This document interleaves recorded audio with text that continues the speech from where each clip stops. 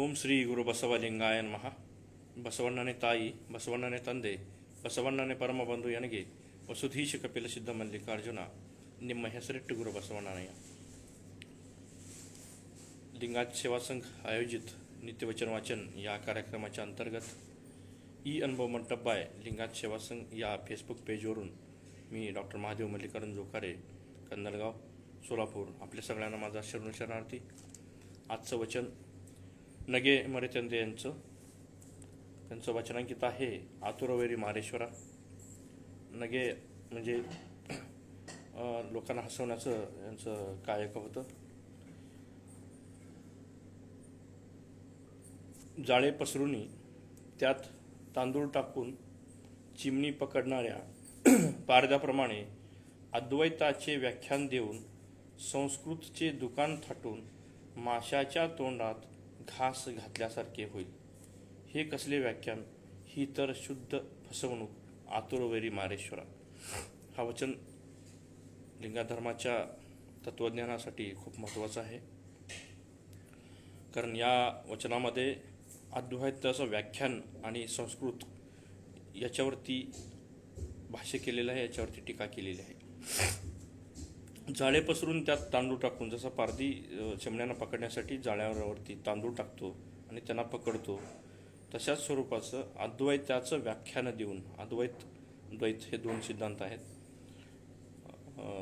भक्त आणि देव हे वेगवेगळे असं अद्वैत आणि द्वैताचा सिद्धांत आहे. तो लिंगायत धर्माचा शून्य सिद्धांत आहे.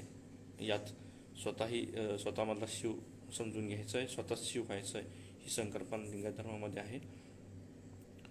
अद्वैताचे व्याख्यान देऊन संस्कृतचे दुकान थाटून, संस्कृत भाषेबद्दल या वचनामध्ये नगे मरेतंदे यांनी टीका केलेली आहे.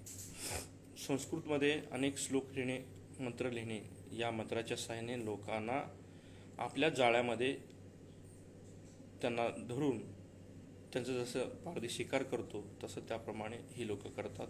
पूर्वोच्छेला विरोध केलेला आहे. हे कसले व्याख्यान, ही तर शुद्ध फसवणूक, आतुरवैरी मारेश्वरा.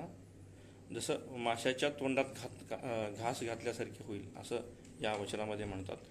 मासे धरताना माशाच्या तोंडात घास म्हणजे मासा पकडताना काटा असतो किंवा जाळी असते, त्या जाळ्याला काहीतरी खाणं चिटकवलेलं असतं आणि त्या काट्याला पाहून, त्या कुठल्या तरी किड्याला पाहून ते मासा त्या पकडायला येतो आणि त्या बरोबर त्या काट्यामध्ये सापडतो.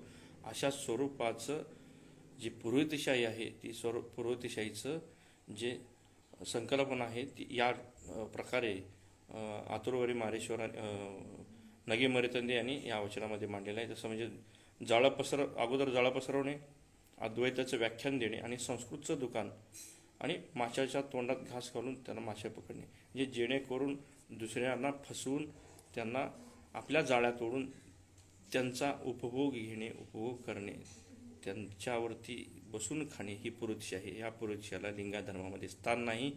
प्रत्येक शरणांनी, बसवादी शरणांनी या टाईपचे वचनातून त्यांनी सिद्धांत मांडलेला आहे.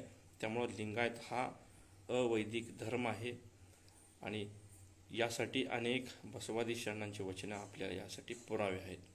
आपल्या सगळ्यांना माझा शरणार्थी.